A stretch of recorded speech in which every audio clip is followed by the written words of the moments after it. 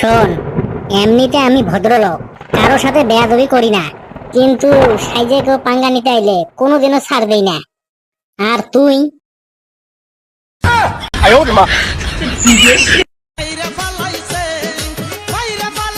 বাইসা গেল আজকে, চইলা গেল বলে, না হলে বেটা সর কতটা রাগ আর রাগের কি তাপ তা আজকে দেখাই দিতাম।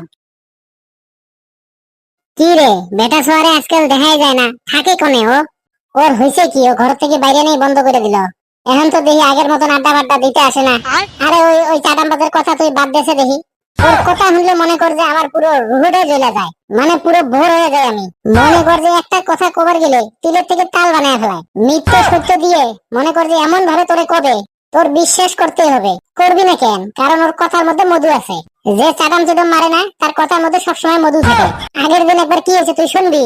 মনে কর যে দৌড়াতে দৌড়াতে হাঁপাইয়া হাঁপাইয়া আমারে কয়, কদম তোর চাচা আর তোর বাপে হেই ও মারপিট বাজছে, তোর বাপের তো মাথা ফাইটা গেছে। ওরে বাপু, আমি তো হই না লঙ্গি খুইলা মাথায় নিয়ে দৌড়েছি। দেয়া দেখে ওরে আল্লাহ, আমার আব্বা আর চাচা এক জায়গায় বসে চা খাইতেছে আর মধুর সুরে গল্প করতেছে। মানে সেই সময় যে আমার কিরকম খেয়েছিল তুই জানিস না। ওই হালিরে যদি আমি ওই সময় পাইতাম না, ওর মুখের মধ্যে হাত দিয়ে ওর জিগলাটা টান দিয়ে ছিলই না, ওর চাটাম চুটাম আমি বাইর করে দিতাম। কিরে, কি নিয়ে কথা কইতেছস তোরা? আরে বেটা ছা, তোরা যে কি কমু, আজকে হঠাৎ করে ঘুমের থেকে উঠে একজন মহা চাটামবাজের কথা মনে পড়ে গেল। তাহলে আর কি করবো, কোন রকম চারটে গালে দিয়া ভাত খাইয়া দৌড় দিছি, এই বন্ধু বান্ধবের কাছে চলে আসি। যে সেই ইতিহাসটা যদি আজকে আমি তুলে না ধরি, তাহলে মনে কর যে সে কিরকম করে মানুষের সামনে সমালোচনার পাত্র হবে, তাই আর কি। যাই হোক বেটা ছা, তোরে তো ইদানিং দেখাই যায় না, কোনে থাকস, বিষয়টা কি? মনে কর যে হয়েছে কি, মেলা দিন তো কোনো জায়গায় ঘুরতে যাওয়া হয় না বুঝছিস। তাই মনে কর যে গেছিলাম কয়দিন একটু ওই দীঘা ঘুরে আসি। যে এক সপ্তাহ ঘুরে আসলাম, আজকে আইছি বাড়ি। কি কস, এই এক সপ্তাহ ধরে তুই দীঘা আসলি? মানে চাটান ধরার জায়গা পাস না, এই জায়গায় এসে চাটান দিতেছস? তোরে কালকের আগের দিন দেখলাম জুম্মের সামনে বসে জুম্মের খিচড়ি খাইতেছস। তুই এই জায়গায় এসে কি করে কস তুই এক সপ্তাহ দীঘা আসলি? আরে পাগল, হয়েছে কি, তুই কারে দেখতে কারে দেখছস, ওইটা ওইটা আমি ছিলাম না। তুই কারে দেখতে কারে দেখছস কোনো ঠিক আছে না? ও ঠিকই দেখছে, ও তোরেই দেখেছে। কারণ তোর মতন একটা মাল এই ডিস্ট্রিক্টে আর নাই। এই পুরো ডিস্ট্রিক্টের মধ্যে অনলি ওয়ান পিস একটাই, সেটা হচ্ছে তুই। তুই রে বেটা ছা, তুই। আরে ডিস্ট্রিক্টে নাই তো কি হয়েছে, স্টেটে তো থাকতে পারে। এই আসামে আমার মতন বহুত লোক আছে, দেখ গে। বন্ধু শুনেছিস তুই এই বেটা ছোর কথাবার্তা শুনেছিস তুই? ওর কথা শোনার পরে ওরে যদি আমি না মারি, তাহলে আমার রাগ কন্ট্রোল করবো কি করে? ওরে না মারে আমি করে থাকতে পারবো না রে। ওরে এখনই সামনের থেকে সরাই নিয়ে যা। ওই দেখ, আমি আনলিগালটা কি কইছি। কথা কইস না, কথা কইস না, আর একটা কথা জানি কইস না তুই। এই তোরা থাম দুজনে, এই মাংনা কেসাল করে কি লাভ? বাদ দে ওইসব বাদ দাও। বেটা ছোড়া, দেখলাম এই জায়গা থেকে আসলি, কোন জায়গায় গেছিলি নাকি? গেছিলাম একটু বাজারে। বাজার থেকে ও হো, তোর তো এখানে আসল কাহিনীটি কওয়া হয় নাই। বাজার থেকে আসার সময় কি হয়েছিল ভুলবে না? রাস্তার মধ্যে এক আমরা আমার সাথে ধাক হইয়া মনে কর যে একদম সুইটা চলে গেছে রাস্তার কোনায়। বেটা ছোড়া, হয়েছে কি, ওই সকালবেলার যে চাটাম বাজার ইতিহাস কইতেছিলাম, ওই সেটা হচ্ছে মনে কর যে তুই। বন্ধু দেখ, বাস্তব প্রমাণ পাচ্ছিস তো কিভাবে ওর কথায় কথায় চাটাম বাজি শুরু হয়েছে। কথা একটা করবো, 10টা চাটাম দিব। হে কদম, হে কদম, আমার কথার মধ্যে আর একটা বড় কথা কবি না, কয়ে দিলাম। তুই খুব ভালো করে জানিস আমি কোনো মাংনা চাটামের গাড়ি মারি না। আমি কোনোদিন চাটাম দিইনি। চুপচাপ বসে শোন যা করছি। তারপরে কি হয়েছে শুনবি না? ধাক্কা খেয়ে ছুটে চলে যাওয়ার পরে কলার ধরে টাইনে উঠাইছি। বাবা, মামলা তো খুব গম্ভীর মনে হচ্ছে। তারপর তারপর তারপর আর কি, উন্দা গুন্দা ঘুষি। এই শালি যে আজকে যে আমি কি করবো আমি নিজে হারতাছি না। ঘুষতে নাক মুখ ফাটাই ফেলা দিলাম। ভাবেছিলাম মারতে মারতে তো করে জায়গায় নিয়ে আসবো, বুঝছিস? তার হলো না, তার আগে সুইটা পলালো, এই জন্য বাইচা গেছে। মাননীয় বেটা ছোয়া, আপনার কাছে আমার একটা প্রশ্ন ছিল। মনে করেন যে আপনি তারা যে মারতে মারতে এই জায়গায় নিয়ে আসবেন, তা আপনি কি করে জানতেন আমরা এই জায়গায় বসে রয়েছি? আরে আরে তোদের দেখেছিলাম আমি যাওয়ার সময়। তোরা যে এই জায়গায় বসে রয়েছ, যাওয়ার সময় আমি দেখে গেছিলাম তো এক নজর। তুই এই রাস্তা দিয়ে কখন গেলি? আমরা তো তোরে দেখলাম না। গেছিলাম গেছিলাম গেছিলাম, তোরা গল্প করতেছিস না, ওই জন্য মনে হয় খেয়াল করিস নাই। বাটপার, তোর এই ভাতাবাজি কিন্তু বাদ দিস। তোর এই বাটপারি কিন্তু আমগোর সাথে করিস না। ভাই তোর দোহাই লাগে, তোর জোড়া পায়ে ধরি, তুই আর এই চাটাম চুরুম মারিস না।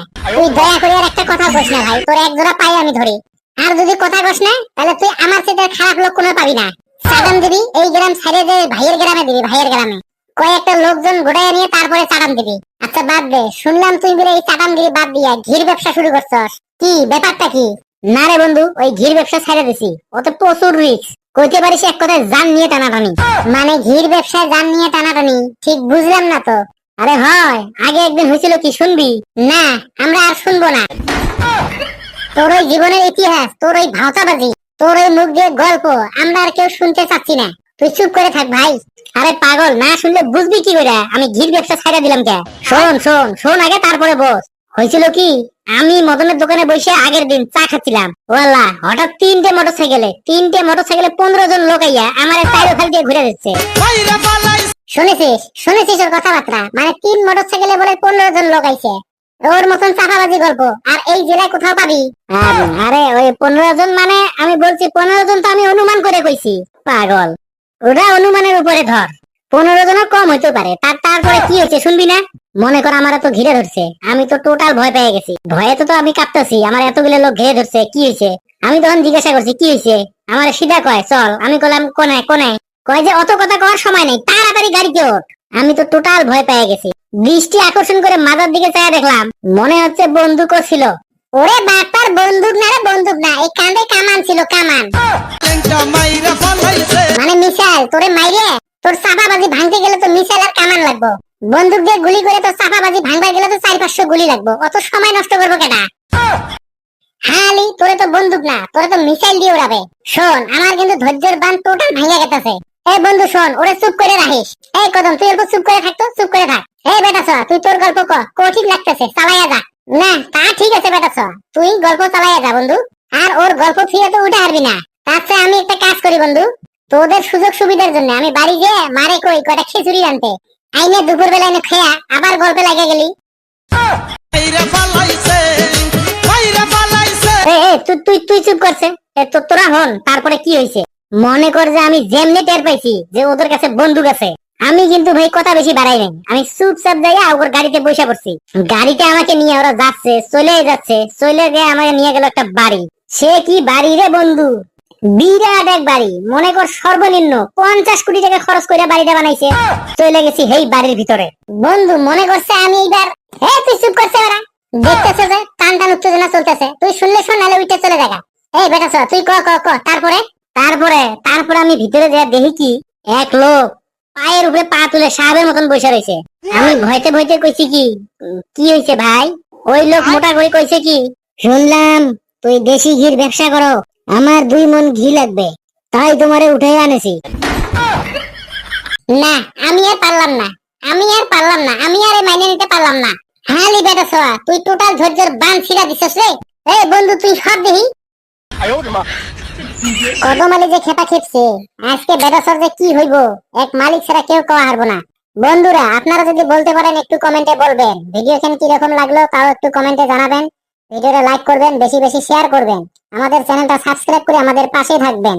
হাসতে থাকুন, সুস্থ থাকুন, যত বেশি হাসবেন তত বেশি সুস্থ থাকবেন।